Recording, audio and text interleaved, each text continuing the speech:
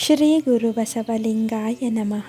ಇಂದಿನ ಬಸವಣ್ಣನವರ ವಚನ ಹೀಗಿದೆ: ಆಯತ ಸ್ವಾಯತದನುಭಾವವ ನಾನೆತ್ತಬಲ್ಲೆನು, ಲಿಂಗ ಜಂಗಮಕ್ಕೆ ಮಾಡಿ ನೀಡುವ ಅಚ್ಚ ಶರಣರ ಮನೆಯಲು ಭೃತ್ಯನಾಗಿಪ್ಪೆನಯ್ಯ.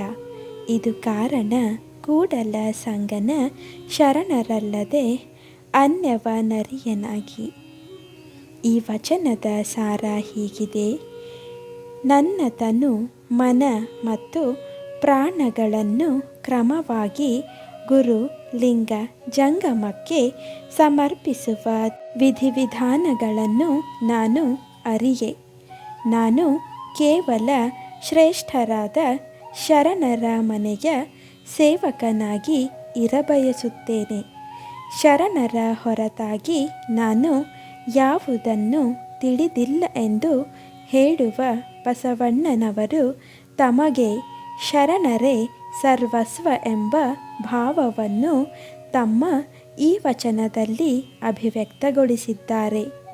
ಶರಣು ಶರಣಾರ್ಥಿಗಳು.